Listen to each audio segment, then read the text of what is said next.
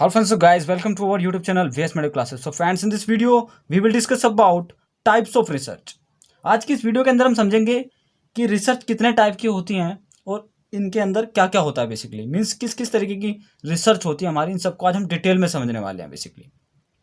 सो इससे पहले हमने एक वीडियो अपलोड किया था रिसर्च प्रोसेस के ऊपर। सो यदि आपने वो वीडियो नहीं देखा है अभी तक, तो आप डिस्क्रिप्शन से लिंक लेकर के उस वीडियो को भी देख सकते हो और वहाँ पर एक समझ सकते हो कि कैसे एक रिसर्च प्रोसेस होता है, क्या क्या एक रिसर्च के स्टेप होते हैं, उसको आप समझ सकते हो। अब यहाँ पर हम बात करने वाले हैं आज की इस वीडियो के अंदर टाइप्स ऑफ रिसर्च के बारे में। तो सबसे पहले यहाँ पर मैं आपको बता दूँ कि यहाँ पर जो टाइप्स ऑफ रिसर्च आप ये देख रहे हो, इसमें बेसिकली कंपैरिजन करते हुए यहाँ पर हम आपको समझाएंगे। जैसे कि यहाँ पर आप ये वर्ड देख रहे हो वीएस, ये सिंपली वर्सेस होता है, मीन्स जब हम किसी चीज़ का कंपैरिजन करते हैं तो यहाँ पर एक तरीके से कंपैरिजन चलेगा। तो जो मोस्टली यहाँ पर जो रिसर्च है वो 4 टाइप के आप मान सकते हो, लेकिन अगर आप इसको देखोगे तो डबल करोगे तो लगभग आपकी 8 टाइप की रिसर्च निकल करके आएंगी, है ना। और उससे अदर कुछ सम अदर्स में भी आती हैं। तो मोस्टली आज की इस वीडियो के अंदर हम ये जो 4 टाइप हैं रिसर्च के, इसको डिस्कस करेंगे, अच्छे से समझेंगे। और ये वाले जो हैं ये जस्ट आपको याद रखने हैं ना, इनको हम डिटेल में डिस्कस नहीं करेंगे वरना वीडियो बहुत ज़्यादा बड़ा बन जाएगा। तो अभी हम इसको देखते हैं सबसे पहले।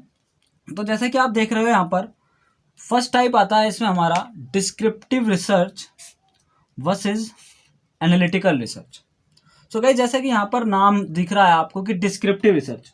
तो देखिए यहाँ पर डिस्क्रिप्टिव में हमारा मेन पर्पस होता है यहाँ पर कि हमारे पास एक फैक्ट होता है बेसिकली, मीन्स यहाँ पर हम एक नए फैक्ट को ढूंढने की कोशिश कर रहे होते हैं। तो जो डिस्क्रिप्टिव रिसर्च होती है ये हमारी फैक्ट फाइंडिंग रिसर्च होती है ना। तो डिस्क्रिप्टिव वाली जो है ये हमारी, इसमें हम फैक्ट को फाइंड कर रहे होते हैं बेसिकली, इसमें हम फैक्ट फाइंडिंग रिसर्च है हमारी। तो फैक्ट फाइंडिंग रिसर्च है। और जो अप्लाइड जो एनालिटिकल होती है, इसमें जो फैक्ट है वो ऑलरेडी ढूंढा जा चुका है, हमें जस्ट एनालिसिस करना है, ठीक है। तो थोड़ा सा और देखते हैं डिटेल में डिस्क्रिप्टिव रिसर्च को। सो अभी हम डिस्कस कर रहे हैं डिस्क्रिप्टिव। तो मैंने आपको बताया कि इसमें हम सर्वे करते हैं बेसिकली, और ये एक फैक्ट फाइंडिंग इंक्वायरी होती है, इसमें अलग अलग तरीके से हम सर्वे करते हैं। इसका मेन पर्पस ये होता है कि एक पर्टिकुलर अफेयर है, एक पर्टिकुलर कंडीशन है, उसका जस्ट एक डिस्क्रिप्शन देना, है ना, उसके कुछ फैक्ट को निकाल करके उनका डिस्क्रिप्शन देना। सो तो इस तरीके की जो रिसर्च होती है हमारी सोशल साइंस बिजनेस रिसर्च में होती है। मीन जैसे कि सोशल साइंसेज से रिलेटेड कोई रिसर्च है, बिजनेस से कोई रिलेटेड रिसर्च है, तो उस सब में हमारी डिस्क्रिप्टिव रिसर्च होती है बेसिकली।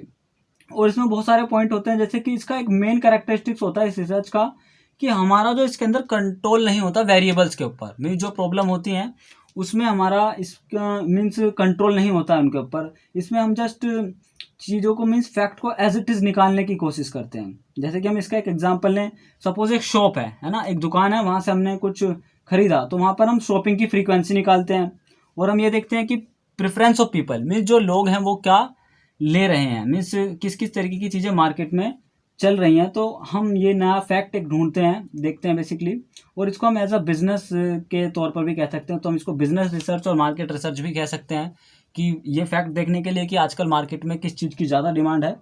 तो मेनली इस रिसर्च का पर्पस यही होता है कि एक फैक्ट फाइंडिंग इंक्वायरी है ये हमारी, है ना। तो डिस्क्रिप्टिव को आपने समझा कि एक फैक्ट फाइंडिंग इंक्वायरी है। लेकिन अगर अब मैं बात करता हूँ आपसे एनालिटिकल की, तो जो एनालिटिकल रिसर्च होती है ये हमारी एक ऐसी रिसर्च होती है जिसमें कि हमारे पास इंफॉर्मेशन ऑलरेडी होती है। इसमें हमारे पास इंफॉर्मेशन होती है ऑलरेडी, हमें सिर्फ इसको इवेल्युएट करना होता है, एनालिसिस करना होता है इसका, और उसके बेस पर हमें आगे का प्रोसेस कंप्लीट करना होता है। तो दोनों में मेन डिफरेंस ये है कि जो डिस्क्रिप्टिव रिसर्च है इसमें हम फैक्ट को फाइंड आउट कर रहे हैं, और जो एनालिटिकल रिसर्च है इसमें हमारे पास ऑलरेडी इंफॉर्मेशन होती है, हमें सिर्फ उसका एनालिसिस करना होता है और उसको इवेल्युएट करना होता है बेसिकली। तो इस तरीके से दो रिसर्च जो है, या फिर फर्स्ट पॉइंट जो हमारा कंप्लीट होता है डिस्क्रिप्टिव वर्सेस एनालिटिकल रिसर्च का। अब हम बात करते हैं अप्लाइड वर्सेस फंडामेंटल रिसर्च, है ना।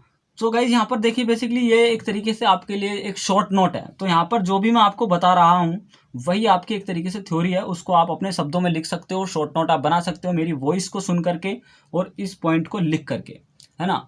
तो हो सकता है अगर पॉसिबिलिटीज़ हुई तो मैं नोट्स भी अपलोड कर दूंगा अपने व्हाट्सएप ग्रुप पर या फिर टेलीग्राम चैनल पर, है ना। लेकिन अभी यहाँ पर मकसद थोड़ा सा यही है कि जल्दी जल्दी हम मेन चीज़ों को समझ लें, अभी टाइम बहुत कम है आपके एग्ज़ाम में। तो अब यहाँ पर देखिए सीधा सीधा second point, applied versus fundamental. तो अप्लाइड का जो मेन पर्पस होता है, जो अप्लाइड रिसर्च होती है, इसका मेन पर्पस होता है कि हम एक इमीडिएट एक प्रॉब्लम आ रही है, मान लीजिए अभी आपकी लाइफ में एक प्रॉब्लम है, या फिर एक जैसे कोई भी एक, मान लीजिए कोविड का एग्जांपल ले लीजिए, तो कोविड एक प्रॉब्लम बन गई थी। तो उस समय पर यह था कि जल्दी से जल्दी इसका एक सॉल्यूशन निकाला जाए, है ना। तो उस सॉल्यूशन निकालने के लिए जो रिसर्च होगी उसको हम कहेंगे अप्लाइड रिसर्च। मीन्स एक इमीडिएट प्रॉब्लम को, जब हम इमीडिएट प्रॉब्लम को फेस कर रहे हैं, उसका सॉल्यूशन निकाल रहे होते हैं, तब हमारा जो हम रिसर्च करते हैं वो हमारी अप्लाइड रिसर्च होती है। मीन्स हमें वहाँ पर सॉल्यूशन निकाल करके जस्ट अप्लाई करना होता है, तो इसलिए हम इसको अप्लाइड रिसर्च कह रहे हैं बेसिकली। और ये हमारी इंडस्ट्रियल रिसर्च हो गई, बिजनेस ऑर्गेनाइजेशन हो गई, तो इन सब चीज़ों में यूज़ होती है। जबकि अगर हम बात करते हैं फंडामेंटल की, तो फंडामेंटल में हमारा कहीं ना कहीं मेन पर्पस रहता है कि हम एक कंसेप्ट को क्रिएट करें, हम एक थ्योरी को क्रिएट करें। मीन्स एक ऐसी कंसेप्ट हम ऐसा फंडामेंटल बना दे किसी भी चीज़ का। जैसे कि एक एग्जांपल ले सकते हैं हम इसका, एक जैसे मैथमेटिक्स होता है ना, तो मैथमेटिक्स एक एग्जांपल हुआ हमारा फंडामेंटल रिसर्च का। मैथमेटिक्स में हमने कोई फॉर्मूला डेवलप किया, तो वो फॉर्मूला एक फंडामेंटल है उसी तरीके की प्रॉब्लम्स को सोल्व करने का। तो जब हम कभी फॉर्मूला बनाते हैं या कुछ एक ऐसी बेसिक एक ऐसा पॉइंट ढूंढते हैं, तो हमारा फंडामेंटल रिसर्च के अंदर आता है। जबकि हमारा अप्लाइड रिसर्च के अंदर हम एक इमीडिएट प्रॉब्लम का सॉल्यूशन ढूंढ रहे होते हैं, क्योंकि वो प्रॉब्लम को हमें तभी सोल्व करना होता है। ठीक है। सो इस तरीके से हमारा सेकंड जो टाइप है अप्लाइड और फंडामेंटल का कंप्लीट होता है। अब हम बात करते हैं क्वांटिटेटिव वर्सेस क्वालिटेटिव का।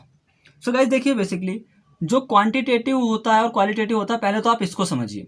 देखिए जैसे कि यहाँ पर लिखा है क्वांटिटेटिव, तो क्वांटिटेटिव में हम नंबर्स की बात करते हैं, है ना। जैसे कोई भी मेजरमेंट हम कर रहे हैं किसी भी चीज़ का, तो हम नंबर से उसको डिनोट कर सकते हैं। जैसे कि हम कोई फिजिकल प्रॉपर्टी की बात करते हैं बॉडी की, जैसे मान लीजिए बॉडी वेट कितना है, किसी की हाइट कितनी है, तो इन सब चीज़ों को हम न्यूमेरिकल वैल्यू से डिफाइन कर सकते हैं। तो इस तरीके का जो डाटा होता है, इस तरीके की जो रिसर्च होती है, वो हमारी क्वांटिटेटिव रिसर्च कहलाती है ना। तो और अगर मैं बात करता हूँ क्वालिटेटिव रिसर्च की, तो क्वालिटेटिव में मीन्स एक तरीके से ह्यूमन बिहेवियर में बहुत सारी चीज़ें आ जाती हैं। बहुत सारी चीज़ें ऐसी हैं लाइफ में कि हम उनको नंबर से डिफाइन नहीं कर सकते। सपोज दैट कि आप एक रिलेशनशिप में हो, थोड़ा सा एग्जाम्पल अलग है, समझाने के लिए बस, है ना। आप एक रिलेशनशिप में हो और आपसे सामने वाला पूछता है कि तुम मुझसे कितना प्यार करते हो, तो वहां पर आपके पास नंबर नहीं है कि मैं तुमसे 10 प्यार करता हूँ, 5 प्यार करता हूँ, ये कोई नंबर की कोई वैल्यू नहीं है। तो जब कुछ ऐसी चीज़ें होती हैं जिनको हम नंबर्स में डिफाइन नहीं कर सकते, उसको हम क्वालिटेटिव डाटा कहते हैं।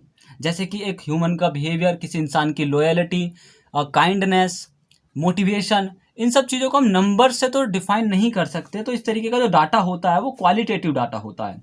तो जब हम एक तरीके से इसका एग्जांपल अगर हम ले तो ह्यूमन बिहेवियर, तो जब हम ह्यूमन बिहेवियर के ऊपर रिसर्च करते हैं तो वो हमारा क्वालिटेटिव रिसर्च के अंदर आता है। उसमें हम बेसिकली, इसमें हमारा मेन पर्पस जो होता है इस तरीके की रिसर्च में, ये देखना रहता है कि हम इसमें मोटिवेशन पर काम करते हैं। बेसिकली हम ये देखना चाहते हैं कि जो हमारा कस्टमर है या जो भी हम सर्विस प्रोवाइड कर रहे हैं, उसमें जो भी पर्सन है वो किस चीज़ से मोटिवेट हो रहा है, उसको कौन कौन सी चीज़ें अच्छी लग रही हैं, कौन कौन सी चीज़ें बुरी लग रही हैं।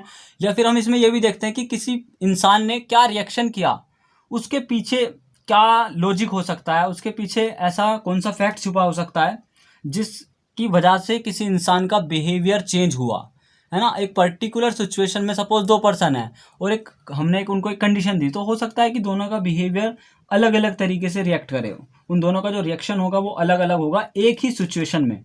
सो बेसिकली इस तरीके की जब चीज़ें होती हैं तो ये सब चीज़ें हमारी क्वालिटेटिव रिसर्च के अंदर आती हैं। तो जब हम क्वालिटेटिव रिसर्च की बात करेंगे तो आपको एक मेन पॉइंट लेकर के चलना है कि हम बात कर रहे हैं ह्यूमन बिहेवियर की। ठीक है, तो इस तरीके से हमारा क्वालिटेटिव कंप्लीट होता है। और क्वांटिटेटिव में तो हमारे पास जस्ट हम नंबर्स से खेलते हैं। बेसिकली हमारे पास काफ़ी सारी क्वांटिटी होती है, उनको मेजरमेंट करते हैं, उनका एनालिसिस करते हैं, तो वो हमारा क्वांटिटेटिव होता है। बेसिकली जिन चीज़ों को हम नंबर से डिफाइन कर सकते हैं, नंबर से मेजर कर सकते हैं, तो इस तरीके की जो रिसर्च होती है हमारी क्वांटिटेटिव रिसर्च होती है।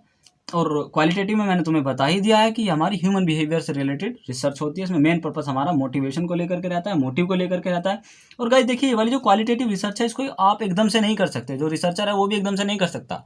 इस क्वालिटेटिव रिसर्च को अच्छे से करने के लिए आपको साइकोलॉजिस्ट की हेल्प लेनी पड़ती है, क्योंकि साइकोलॉजिस्ट परफेक्ट होता है अपने फील्ड में, एक इंसान को जज करने में, उसको ऑब्जर्व करने में, है ना। तो साइकोलॉजिस्ट की आपको हेल्प लेनी पड़ती है इसमें, एक्सपेरिमेंटल साइकोलॉजिस्ट की, तो तब ये क्वालिटेटिव रिसर्च सक्सेसफुल हो पाती है अच्छे से। ठीक है, अब हम बात करते हैं कंसेप्चुअल वर्सेस एम्पेरिकल रिसर्च की। सो गाइस बेसिकली जो कंसेप्चुअल रिसर्च है इसमें आपको एक वर्ड लेकर के चलना है कि ये हमारा एब्स्ट्रैक्ट आइडिया के ऊपर होता है बेसिकली। ये हमारा एक्सट्रैक्ट आइडिया से रिलेटेड होती है ये वाली रिसर्च, या फिर कोई थ्योरी है हम उसके ऊपर बात करते हैं। जैसे कि एब्स्ट्रैक्ट मीन्स एक्चुअल में जो एग्जिस्ट ही नहीं कर, मतलब देखा जाए तो ये एक फिलोसफी लेवल की बात होती है, फिलोसफर लेवल की बात होती है, थिंकर लेवल की बात होती है।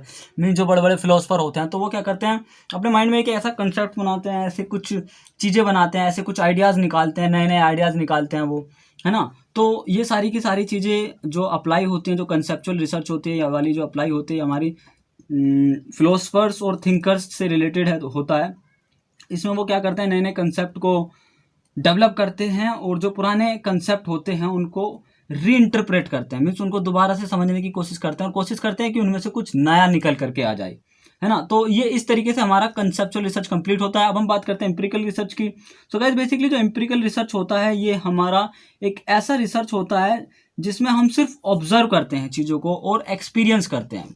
मीन्स एक तरीके का ये ऑब्जर्वेशनल रिसर्च आप कह सकते हो इसको, कि कोई भी चीज़ हो रही है कहीं पर भी तो हम उसको जस्ट ऑब्जर्व करते हैं, ऑब्जर्व करके जो भी उसमें निकल करके चीज़ें सामने आती हैं हम उसमें एक नया कंसेप्ट लेकर के आ जाते हैं। तो बेसिकली यहाँ पर जो एम्पिरिकल है इसका मतलब आप एक तरीके से समझ सकते हो कि ऑब्जर्वेशन है अलोन, सिर्फ हम इसमें ऑब्जर्वेशन करते हैं, इसमें कोई ऐसा सिस्टम और हम किसी ऐसी थ्योरी की हेल्प नहीं लेते हैं। We just observe the things with what is happening, है ना। तो इसमें हम सिर्फ ये करते हैं। इस तरीके से आज हमारा सेकंड वीडियो कंप्लीट हुआ है रिसर्च का। तो अगर आपको इसी तरीके की और वीडियोस चाहिए तो आप हमें कमेंट में यस लिखिए और वहाँ पर बताइए कि आपको किस टॉपिक पर वीडियो चाहिए। हम जल्दी से जल्दी ट्राई करेंगे उस टॉपिक पर वीडियो बनाने की, अगर पॉसिबल हुआ तो। I hope you like this video. Thank you so much for watching our video. Please share our videos. Thank you so much.